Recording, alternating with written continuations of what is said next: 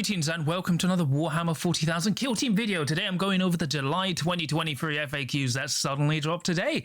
But before we get into things, please remember to like and subscribe as well as comment. Let me know what you thought of today's video. You know, great FAQs. And remember, I've got Discord you can check out in the episode description below, as well as a Patreon if you want to give me some more support, and an affiliate link at Element Games. But yes, if you weren't aware that FAQs and Erratas have suddenly been updated, why this didn't drop with the balanced data slate, who knows? Anyway, so I'll be quickly going through this. Unfortunately, we've only had changes for the core rules, Chaos Cult, and Inquisitorial agents. So let's get on with this. So for close quarters, this is the main erratas we've had. So you got the forward deploy thing. So this has been changed. So once again, so what's changed is if a ploy could let you forward deploy, instead you cannot do so when you're playing close quarters. You can only use tactical deploys once per battle at the end of the scouting step, and they allow one operative specified that ploy wholly within your drop zone to perform a free normal and or operate hatch action. So the only issue is this used to happen before your first activation, so you couldn't see where they went. Now it happens at the end of the scouting phase. The issue is, when does this happen? Is this before or after you decide initiative? One thing, do you still need a conceal order if your ploy originally said you need a conceal order to do so? And then also, it's like a weird buff nerf. They changed the timing of it, but didn't actually clarify the biggest issues. So it's a bizarre change. It actually is a weird change for commandos. Like, depending on how you rule it, it's actually a buff, because now it allows, like, let's say you gave the knob a dynamite. He can now move, operate a hatch and move through it, then dash, and then like move. Like, it's crazy, right? So they're encouraging alpha strikes for commando dynamites. Do I think it's intentional? No, but I don't think this FAQ was thoroughly thought out. But it's weird.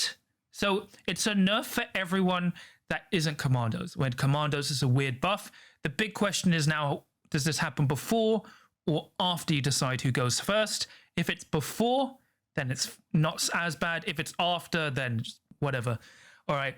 So then, remember asterisks. You're looking for asterisks. So then they updated the campaign rules for Ashes of Faith, and as I am now a narrative gamer, so they've changed. So after working out Dominus, discard all bidded Conspirator and Ruse cards, and return all your scheme cards to your hand, which is very useful for the 5 people that got Ashes of Faith. And then for FAQs, so the only FAQ we've had is, can you reroll a dice you've already retained? For example, if I retain a dice as a result of successful normal cover save, can I reroll it later?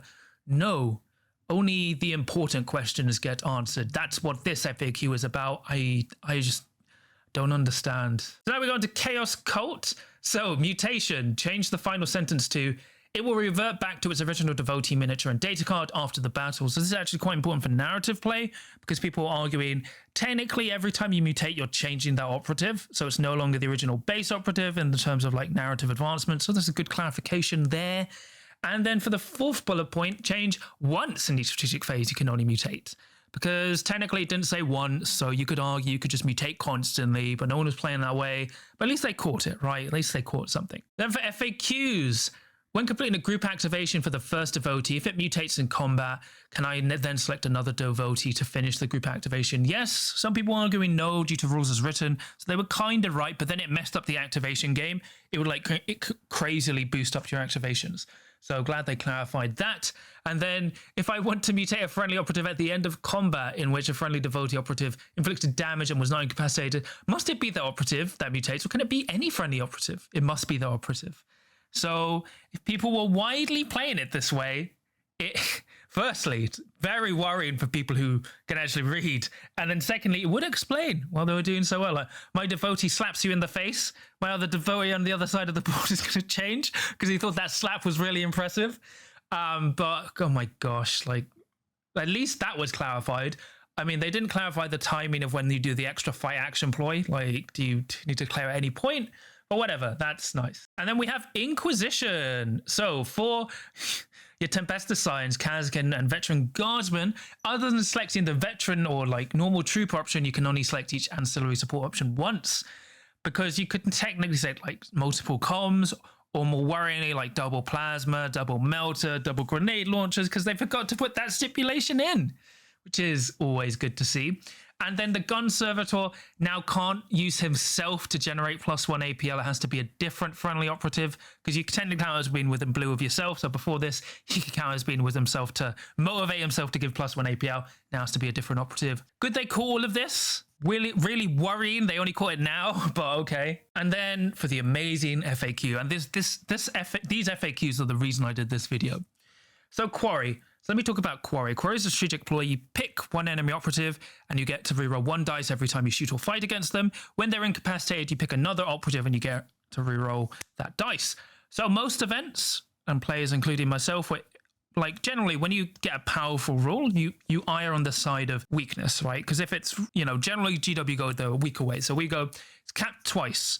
So you can pick someone else, but then when that guy dies, you can't pick anyone else. As for the FAQ, when using the Quarry strategic ploy, can I select another Quarry each time the one I select is removed from the kill zone, or can I select another Quarry once? It's the former, so as long as the selected Quarry is removed from the kill zone, you can continue to select another operative. So, this ploy is now really dumb. Like, it was already great, right? Elites allowed you to combo into elites, but now against horde teams, it's just dumb. Like, you get like a lucky blast, or you can just quickly chain for a kill team really quickly. It's actually like quite aggressive turning point too, because you could just go killed. Now that target will be my Quarry. Oh, I've killed that one. Now that one. And it just pushes your tempo. Because people say they need all these rerolls because they only hit on 4s. But actually the Inquisition have a lot of shooting that hits on freeze, as well as combat that hits on freeze. So it's quite easy to chain this off and make it quite crazy. So, I've heard people joke that they did no or 1 week of testing for Ashes of Faith. But maybe they were right? And then when using the Hexist operative's chase and unique action, if I select a Felgor operative and select its frenzy ability, could it then be incapacitated in the normal manner? And if it already had a frenzy token, would it be immediately incapacitated? Yes, you scream so loud it dies, right? So that's actually a good clarification there, because the Hexist ability is really problematic. But the bizarre thing is they've only clarified this instance. There's tons of abilities he interacts with that is problematic.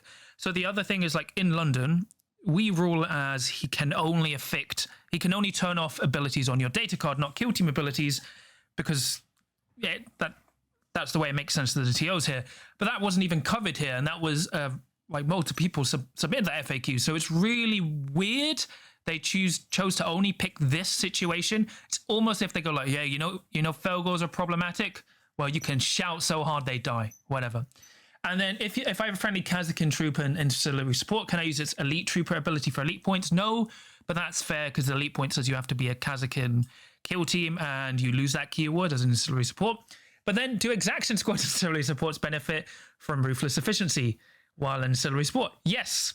So for you exaction squad players, for you guys who are struggling and we're trying to get the most out of your kill team, don't worry, because Games Workshop has told you just use them in Inquisition instead to get them much better. And the thing is, right, I don't like FAQs and erratas that buff teams like this one does. We had this before 3 FAQs ago, and then, the second FAQ was dropped with the balanced data slate, and then we had a update to Felgor's Ravagers and, the Hearthkin Salvages. This really should have been dropped with the balanced data slate. But let's just get to the review. So overall, remember, you can find these on the Warhammer community website, but this is really bad FAQ. Bad because it basically buffed Inquisitorial agents, and I don't like FAQs and erratas that buff teams, especially when if they drop at the same time as a balanced data slate. I don't mind, because then I go, okay, that's within the same time frame. And maybe there were some scheduling issues, but this actually quite dramatically changes Inquisitorial agents. I'm also worried by the amount of questions they didn't answer, because there's so many questions they could have picked, like, blast with pain tokens, because medics clarified that blasts actually happen at all the same time. So if I killed 3 operatives with a blast, do I get a pain token each time I kill someone, or at the end of the blast action? There's stuff like that wasn't answered. And then we've got the change to the Into the Dark scouting forward movement, which was seemed to be done to try and weaken it, but all it's done is actually made it more powerful, and they didn't clarify if you needed to stay concealed. So it's a really bad FAQ in my opinion. Bad because it doesn't clarify points we needed covered. It buffs certain kill teams, and it encourages alpha strikes and into the dark. Very bad FAQ.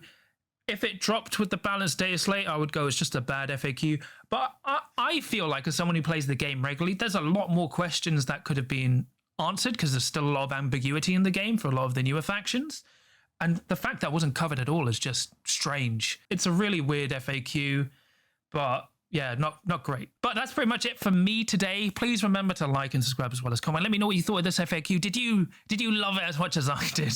And remember, I've got a Discord you can check out in the episode description below, as well as an affiliate link at Emerald Games and a Patreon if you want to give me some more support. So I'll quickly shout out my patrons. So for my adepts of the crew, I have Sam, Nick, Mr. Meatwoods, John Thomas, Captain Murder, Dad of Goldens, Ben, and then for my veterans of the crew, I have Sam. Just so thank you so much. Your support really means a lot to me and helps support the channel. But yeah, that's pretty much it for me today. I've actually just come back from the gym and rushed home while I was on the bus. I've skipped my lunch to record this video, so I'm going to edit it quickly and upload it. I was going to do my Commando podcast guide today, but that's now delayed, so we'll find out when I can drop that. But yeah, remember, no matter what the FAQ does to buff a really strong kill team, remember there's always hope as long as you can roll a crit.